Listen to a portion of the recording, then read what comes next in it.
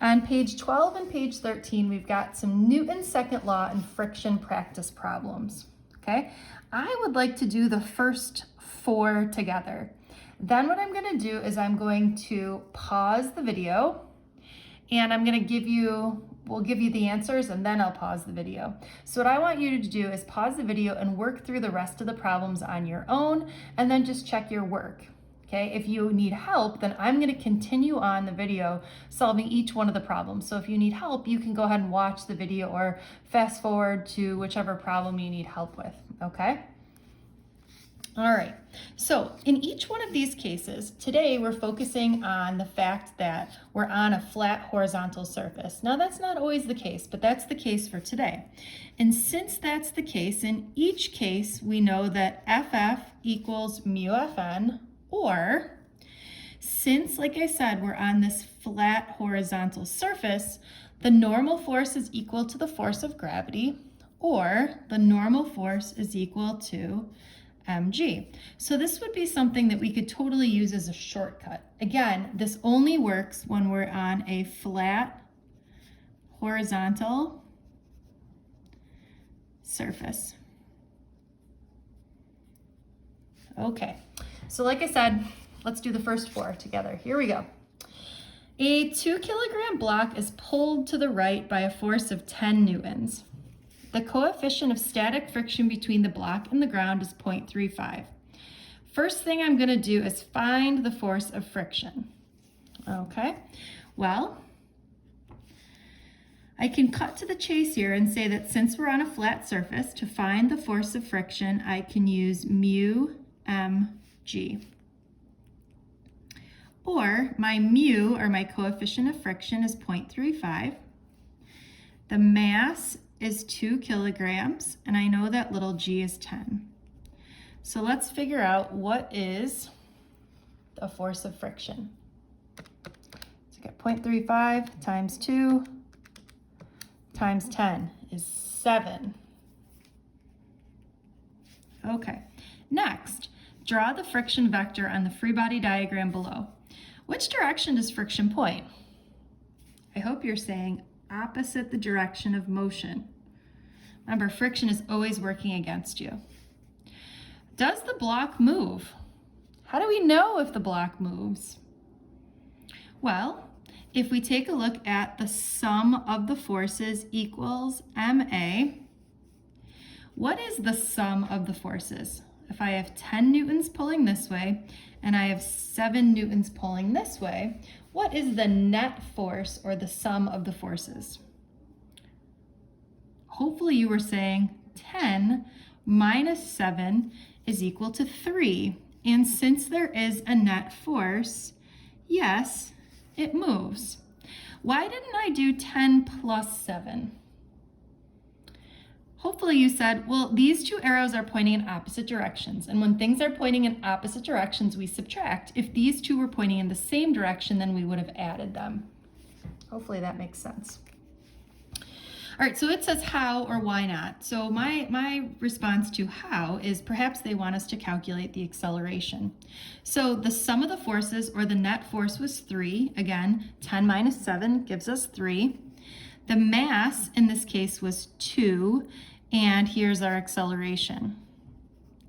All right, this math I can do in my head here, or the acceleration is 1.5 meters per second squared. So if this was our actual situation, what we would find is that the block was accelerating to the right at 1.5 meters per second squared. I'm just adding right because there are forces acting in 2 different directions, so in case somebody is not clear with free body diagrams, they could go ahead and read this. All right, before we do questions 2, 3, and 4, what I want to introduce you to is the Regents Physics Reference Table. So this, what we're going to use today here, is this bottom part called the approximate coefficients of friction. Okay, I want you to pause the video for a second and take a look at this and see what you notice. All right, some things that I notice are, as usual, the kinetic is smaller than the static. if I'm looking for which thing is the largest coefficient of friction is rubber on concrete dry. So if I were to take my rubber tires and drive them on a concrete road, this would give me the most friction. Okay, you know how they say slow down when it's rainy out? Well, that's because when you get wet, the coefficient of friction is going to decrease, and therefore it will make it the road more slippery, and therefore maybe harder to drive. What else I notice here? The smallest coefficient of friction is Teflon on Teflon. Remember, Teflon is that non-stick surface on your pans. Also, a small amount of friction is waxed skis on snow. I'm not a skier because I don't like heights, but I would assume that people go really fast while they're skiing. Okay, so we're going to use this because this is going to help us give some information here. Okay, so I'm going to put this to the side for a second. All right. This question here says, an 80-kilogram person standing on waxed skis slides across level ground covered with snow. What is the force of friction acting between the skier and the snow? All right, well, first things first, since we're on a flat horizontal surface, I'm going to start out with the equation that FF equals mu mg. Now, next thing we have to ask ourselves is, what mu are we talking about? Is this person moving or stationary? Hopefully you said they're moving. This problem is not the greatest, right? Because it says they're sliding across level ground. Okay, so I think it just wants you to tell the reason why they say standing is because they want you to know that the person is on skis. Okay, but what they're really doing is sliding across level ground covered with snow. Okay, so here we're looking for waxed skis on snow. And specifically, we're going to use the coefficient of kinetic friction because, again, we're moving. Okay, so the kinetic friction is 0.05. Okay, so my mu is 0.05. The mass of the person is 80 kilograms. That's pretty standard because 80 kilograms is about 160 pounds. And I know little g is equal to 10. Okay, so let's do some math here. 0.05 times 80 times 10, okay. Did you get that the force of friction is 40 newtons? Hopefully. All right, next one. A 0.2 kilogram copper plate is resting on a steel surface. How much force is required to get it moving? Okay, so if we're just getting it moving, that means we're overcoming the force of static friction. So we're basically saying that this pulling force has to equal the force of friction. And I'm going to write a little s here for static. That way I remember we're working with static. And where I see FF, I'm going to plug in mu mg. Okay. Now let's go back to our reference table and figure out which mu do we use. Well, we've got copper resting on a steel surface. Did you find it? All right, so copper resting on steel. Do we use kinetic or static? I forget. Ah, you're right, static, because we're just starting to move. Okay, so we're going to use the coefficient of friction of this 0.53. So we've got 0.53 times our mass, which is 0.2, times g, which is 10.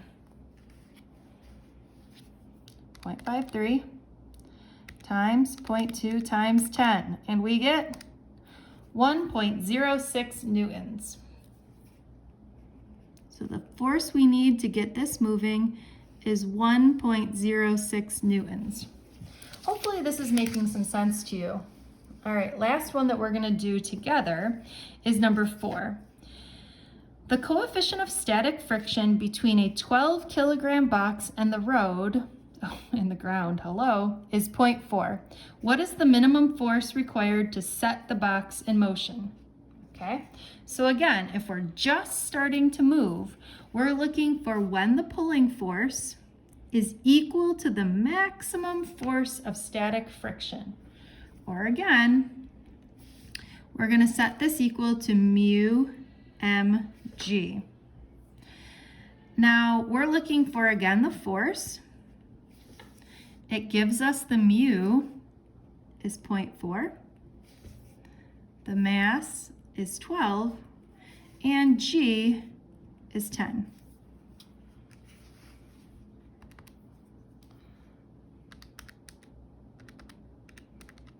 All right, did you get 48 newtons? Hopefully.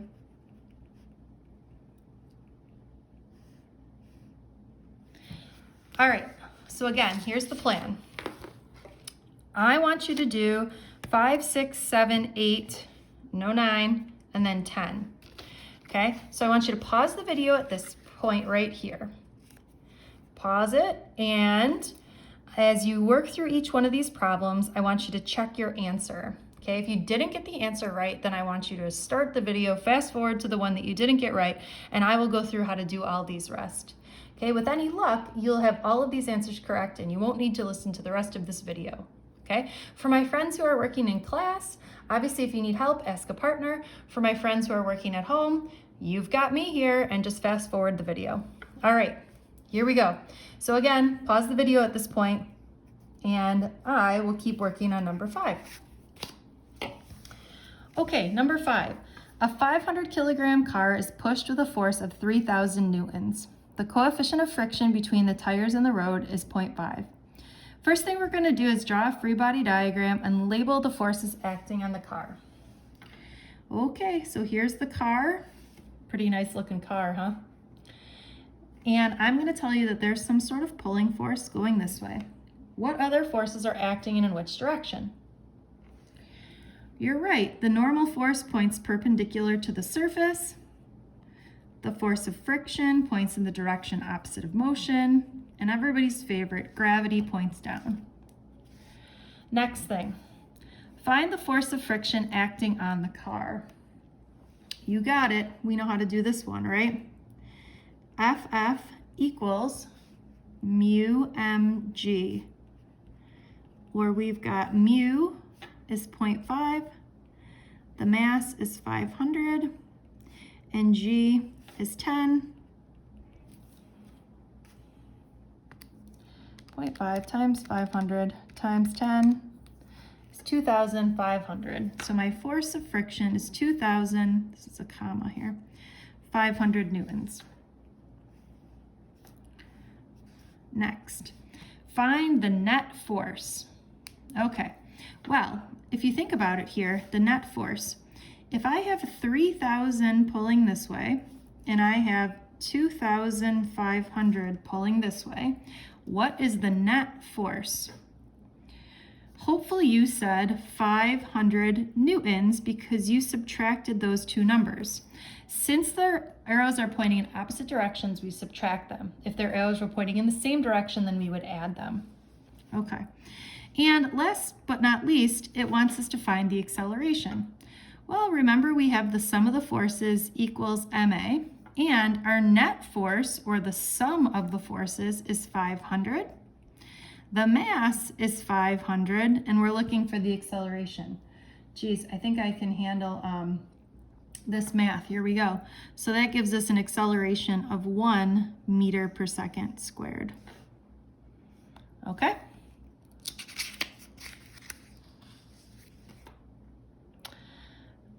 And I am realizing that these answers are not right. I must have taken my answers from when I used 9.8, okay? Here we go. Number 6, a custodial staff is trying to push a 12 kilogram file cabinet across the floor. It requires 400 newtons of force to get the cabinet moving.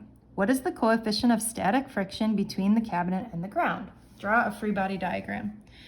Okay, so what we have is someone is pushing, and acting against it is the force of static friction. Now, if we're talking about static, that means that it's not yet moving, right? And if it's not yet moving, we can say that these two forces are equal.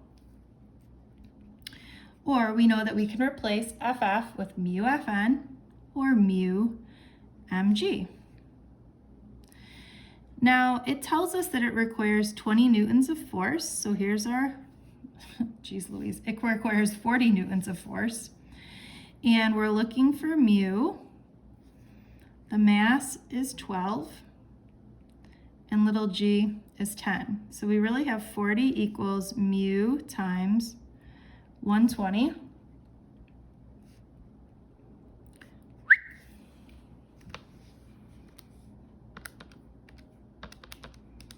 Okay, or we have mu is equal to 0.33, which again makes sense because remember the coefficient of friction always has to be between 0 and 1, so we're in business. All right, keep going here. Number 7. The custodial staff is now trying to push a 12-kilogram filing cabinet across the floor. Geez, they are really liking moving these filing cabinets. It requires 30 newtons of force to keep the cabinet moving. Okay, so before we were just trying to get it moved. Now we're trying to keep it moving.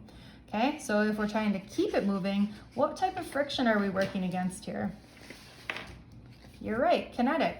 Okay, so we're looking for what is the coefficient of kinetic friction between the cabinet and the ground. Okay, so if we're gonna keep this moving, same equation here, that in this case our force is gonna have to equal the force of friction, or our force equals mu mg. It tells us that this 30 newtons of force is required to keep this moving. Here's our mu. Our mass is 12 and our g is 10. So we really get 30 equals mu times 120.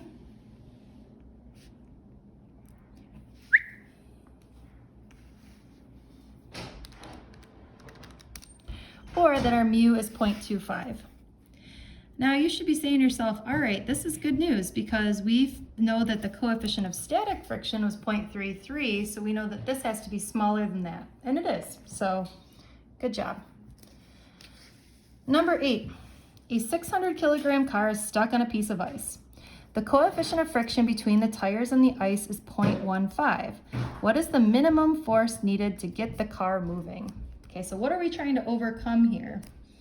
If we're trying to get moving, then we must be overcoming static friction, right? So we need our force to equal the friction, or F has to equal mu mg. Our coefficient of friction, in this case it would be static friction because we're not yet moving, and the mass is 600, and g is 10.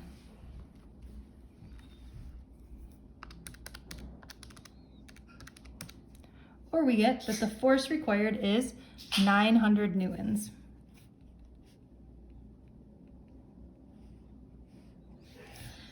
All right, I've got sad news. We're not going to do number 9. You totally could, but this requires some old information, and we're just going to pass on that for today. All right, last but not least, here we go.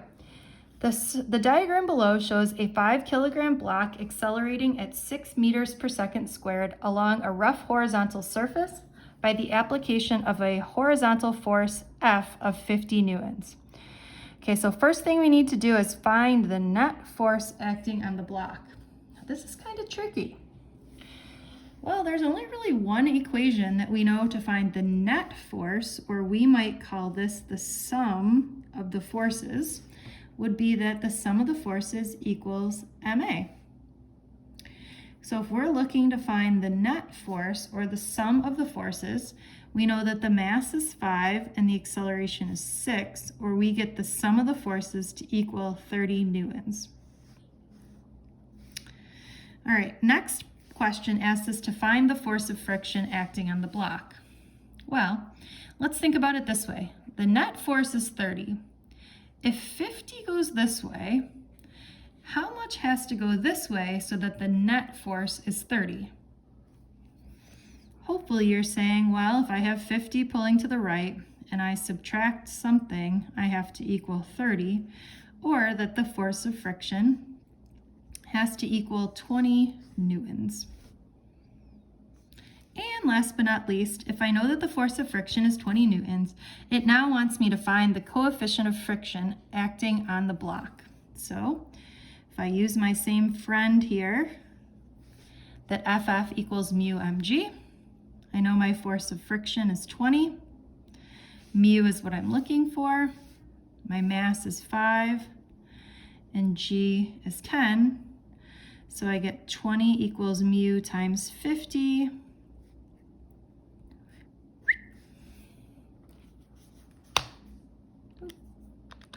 Divided by 50, or I get that mu is equal to 0.4. All right, hope you did a great job. See you soon.